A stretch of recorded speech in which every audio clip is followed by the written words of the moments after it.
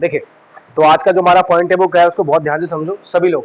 आज का हमारा पॉइंट है कंडीशनल सेंटेंसेस। कंडीशनल मतलब क्या होता है? कंडीशन मतलब शर्त हो जिसमें, है ना, कोई ना कोई कंडीशन रखी जाए, शर्त रखी जाए। सेंटेंस मतलब उसके ऊपर बोले गए सेंटेंस। जैसे तुमने सुना होगा, अगर तुम मुझे पैसे लौटा दोगे तो ही उधार दूंगा, ऐसा होता है ना। अगर तुम कल आओगे तो ही हम दिल्ली जाएंगे, सुनिए चीजें। अगर तुम मेहनत करोगे तो पास हो जाओगे, है ना। ऐसे कई तरह के होते हैं। अगर वो पढ़ लेता तो पास हो जाता, अगर वो दवाई खा लेता तो ठीक हो जाता, वगैरह वगैरह चीजें जितने भी होती है, ये सब क्या है? कंडीशंस है। तो कंडीशनल सेंटेंस जो होते हैं, सबसे पहले आप समझो होते कितने तरीके के? 5। कितने टाइप होते हैं? आज हम उसमें से पहला डिस्कस करेंगे, ठीक है भाई। और हमारी अब तक जितनी भी वीडियोस आई हैं उसमें जनरली हमने बेसिक पोर्शन कवर किया है। कितना बेसिक? जैसे हमने हिंदी से English translation basic, tense basic. हमारा एडवांस वाला अभी तक कुछ आया ही नहीं है। एडवांस में और एक्टिव पैसिव भी बेसिक किया है। आई थिंक एक्टिव पैसिव में एक वीडियो आ चुकी है हमारी एडवांस की, है ना। और टेंस में भी एक आध वीडियो आ गई है। तो अब यहां से बाद का जो सिलेबस है उसमें बेसिक एडवांस दोनों चलेगा। एडवांस में हमारा ध्यान ज्यादा होगा। क्यों? एडवांस किसके लिए पढ़ाते हैं हम? गवर्नमेंट जॉब्स भाई, है ना। या फिर कोई स्टूडेंट 12 से आगे की तैयारी कर रहा है उसके लिए, ठीक है।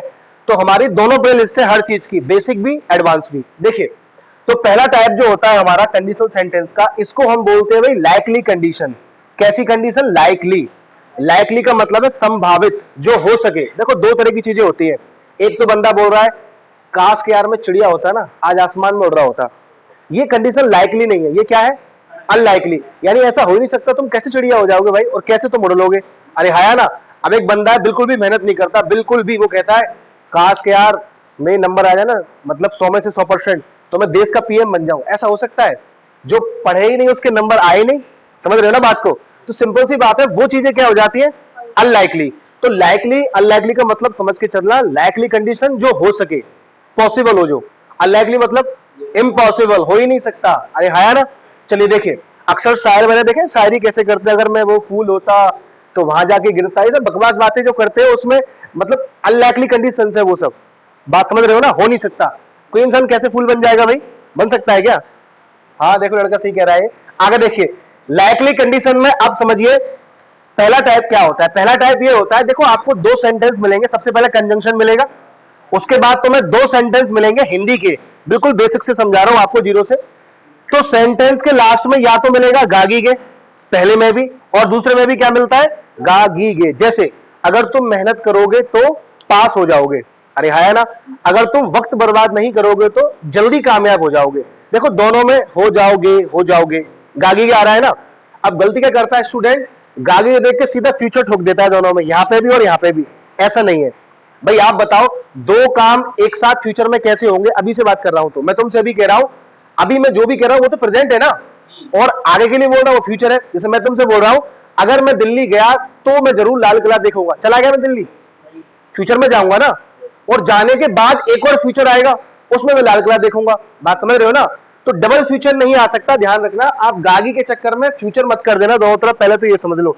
अरे है ना, बात समझ रहे हो ना? तो अब है क्या, फिर करना क्या है भाई? करना ये है, पहला वाला जो होगा यहाँ पे, मतलब फर्स्ट सेंटेंस, मतलब जो कंजंक्शन के बगल में होगा इधर राइट हैंड पे, उसको रखना है प्रेजेंट इंडेफिनिट में। और दूसरा वाला सेंटेंस जो होगा वो किस में जाएगा? फ्यूचर इंडेफिनिट में। फ्यूचर, क्योंकि मैं तुमसे जो भी बोल रहा हूं ना वो तो अभी बोल रहा हूं ना, और जो भी होगा वो कब होगा? फ्यूचर में। तो अभी बोल रहा हूं मतलब प्रेजेंट, और जो काम करने वाला हो वो फ्यूचर में करूंगा। तो इसीलिए पहला जुमला प्रेजेंट इंडेफिनिट में और दूसरा फ्यूचर इंडेफिनिट में। बात समझ में आ रही है ना? दोनों फ्यूचर नहीं हो सकते, याद रहेगी बात। अच्छा आगे देखिए, अब ये तो आप जानते हो भाई, फ्यूचर इंडेफिनिट का मतलब क्या होता है? सब्जेक्ट, उसके बाद विल और फर्स्ट फॉर्म। और प्रेजेंट इंडेफिनिट क्या होता है ये भी पता होना चाहिए। सब्जेक्ट के साथ या तो मिलेगा फर्स्ट फॉर्म या उसमें एस या ईएस, यही तो होता है भाई। चलिए देखिए, अब आपको कंजंक्शंस कौन कौन से मिल सकते हैं वो समझ लो। जैसे कि if, in case, suppose, provided, provided that, या फिर शुड। इसमें मैंने स्टार लगा दिया क्योंकि ये थोड़ा सा इंपोर्टेंट है। शुड कैसे कंजंक्शन बन जाएगा, ये तो एक मुडाल है ना, ये भी समझना है हमको। शुड कंजंक्शन बन जाता है, ठीक है, याद रहेगा। चलिए, इन सबकी हिंदी क्या निकलती है? यदि या अगर।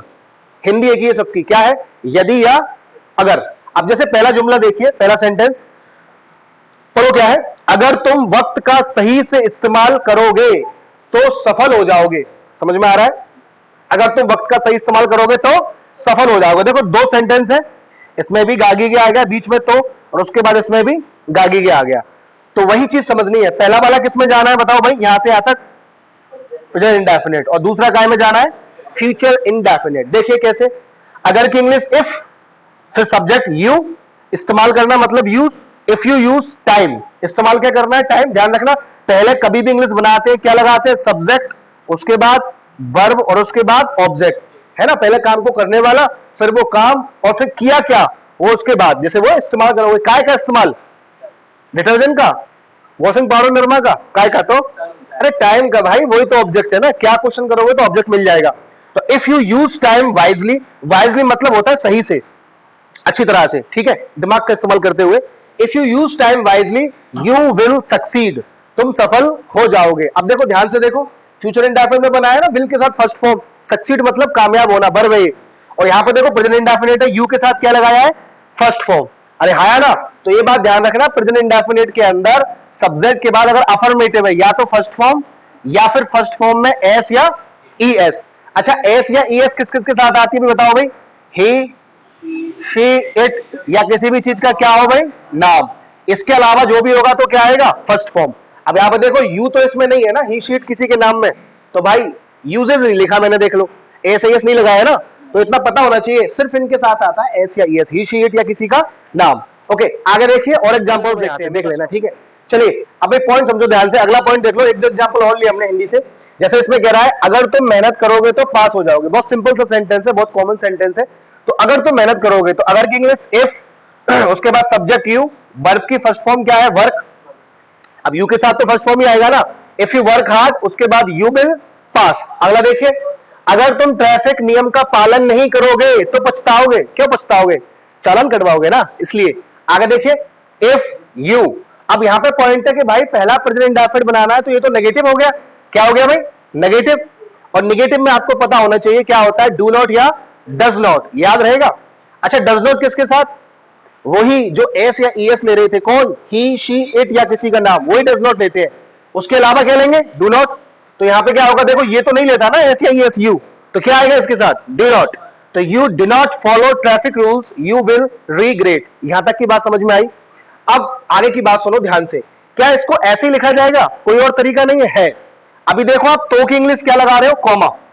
अगर तुम इसी सेंटेंस को ऐसे लिखो, यानी जो यहां पे आपका अभी जो सेकंड है देखने में, असल में सेकंड नहीं है वो, देखने में जो तुम्हारा सेकंड सेंटेंस है अभी, और जो ये फर्स्ट सेंटेंस है, इनकी पोजीशन चेंज करो, इंटरचेंज करो, यानी इसको इधर लेके आओ, इसको उधर लेके जाओ, तो क्या होगा, तो सेंटेंस बनेगा यू विल रिग्रेट। क्या बनेगा भाई, you will regret if you do not, if you do not, आगे बताओ भाई, फॉलो, और उसके बाद क्या है, ट्रैफिक रूल्स। बात समझ में आ रही है भाई, अरे है ना। अब यहां पे क्या हुआ, यहां पे जो आप कोमा लगा रहे थे ना, इससे क्या हुआ, वो हट गया कोमा। बात समझ में आ रही है, कोमा जो लगा रहे थे वो हट गया। ये भी ठीक है, ये भी ठीक है, दोनों में कोई गलत नहीं है। अच्छा, एक चीज और थी इसमें समझने वाली, यानी डबल कंजंक्शन लगा देगा आपके लिए। जैसे आपको उसने लगाया इफ और इन केस, दोनों के साथ लगा दिया, अंदर कोई प्रॉब्लम नहीं होगी। अंदर देखिए आप, if you go to Delhi, अगर तुम दिल्ली जाओगे, you will see the red fort, तो तुम किसको देखोगे, किसको देखोगे, रेड फोर्ट को देखोगे। अब दिल्ली जाओगे तो आप लाल किला देखोगे, ये उसकी हिंदी है, मतलब इसका सेंस है, क्योंकि दोनों काम किसके, फ्यूचर के। अब समझने की बात क्या है, वो ये है, अंदर का तो ठीक है, देखो ये प्रेजेंट इंडेफिनिट है, इसमें कोई प्रॉब्लम नहीं है, प्रेजेंट इंडेफिनिट है, फर्स्ट फॉर्म आ गई ना, सब्जेक्ट के बाद फर्स्ट फॉर्म हो या एस या ई एस हो, इंडेफिनिट प्रेजेंट का, और विल के बाद फर्स्ट फॉर्म हो तो क्या है भाई, ये फ्यूचर का क्या, इंडेफिनिट। यहां पे कोई इश्यू नहीं है। दिक्कत ये है कि डबल कंजंक्शन क्यों लगा दिए, एक हटेगा कोई भी, या तो इफ हटाओ या फिर इन केस हटाओ। पहली गलती ये आती है कॉम्पिटिटिव एग्जाम्स में, किसी भी अच्छे एग्जाम में, कि डबल कंजंक्शन दे देगा। पहली गलती है किसमें से, टाइप 1 में से, ठीक है। और देखिए क्या आती है उसको समझो। अब जैसे आपके लिए मैंने बोला था शुड भी कंजंक्शन बन सकता है तो एक मोडाल, शुड क्या है, और आप सभी लोग जानते हो कि कोई भी मोडाल हो, कोई सी भी मोडाल हो, उसके बाद हमेशा वर्ब की कौन सी फॉर्म आती है, ये तो मालूम है ना। आप कभी ऐसे बोल सकते हो he will comes, he will goes, he will go बोलते हो ना, कभी ऐसे बोलते हो मे आई कम की जगह मे आई कम्स, ऐसे ये आता ही नहीं है, फर्स्ट फॉर्म आती है। तो वही चीज समझ के चलना। देखो अगर कंजंक्शन इफ है तो कोई दिक्कत नहीं है। इफ ही टेक्स मेडिसिन, अगर वो दवाई खाएगा, ही विल बी फाइन, वो ठीक हो जाएगा, ये इसका मतलब है। अब समझने की बात क्या है, ऐसे सेंटेंस में जो टाइप 1 है, पहला वाला क्या बनता है भाई, प्रेजेंट का इंडेफिनिट, और दूसरा वाला फ्यूचर का क्या बनता है भाई, इंडेफिनिट। ये बात तो क्लियर है ना। और सिंपल सी बात है, इसके अंदर दूसरा वाला काम पहले वाले काम पे डिपेंड भी होता है, ये भी ध्यान रखना। दवाई नहीं खाएगा तो ठीक नहीं होगा, ये भी बात ध्यान रखना। अच्छा आगे समझिए, यहां पर तो किसी को कोई दिक्कत नहीं होगी भाई। देखो प्रेजेंट इंडेफिनिट में एस या ईएस आ जाती है ना फर्स्ट फॉर्म में, अगर सब्जेक्ट ही शी इट या किसी का नाम हो, कोई प्रॉब्लम नहीं है। प्रॉब्लम तब होती है जब कंजंक्शन बनता है शुड। अगर देखो शुड कंजंक्शन बना तो ध्यान रखना, भले ही आपका सब्जेक्ट ही हो, शी हो, इट हो, या फिर किसी का नाम हो, आप कभी भी वर्ब की फर्स्ट फॉर्म में क्या नहीं लगा सकते, बोलो, एस या ईएस नहीं लगा सकते। ये बात ध्यान रखना, गलत हो जाएगा। क्यों नहीं लगा सकते, क्योंकि कंजंक्शन तो शुड है, लेकिन शुड एक मोडाल भी तो है ना।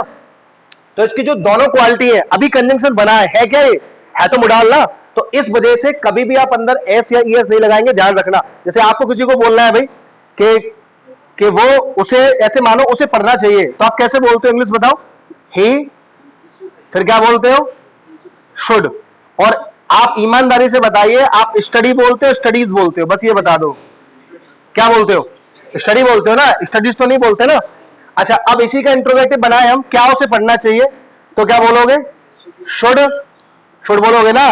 उसके बाद क्या है बताओ भाई, ही, उसके बाद स्टडी है स्टडीज, स्टडी तो आएगा, फर्स्ट फॉर्म ही तो आएगी। तो अब इसी चीज को यहां पर रख के देखो, शुड आ गया, काम कंजंक्शन का कर रहा है लेकिन है क्या, मोडाल, तो इसीलिए टेक्स नहीं आ सकता, क्या आएगा, टेक। ये बात ध्यान रखी। तो ये हमारा टाइप 1 था, इसमें से इसी तरह की मिस्टेक्स बनती है, ज्यादा प्रॉब्लम नहीं आती। बाकी टाइप 2 और टाइप 3 में से ज्यादा आता है, पढ़ेंगे पांचों। आज के लिए इतना ही है, साइन इन ऑफ।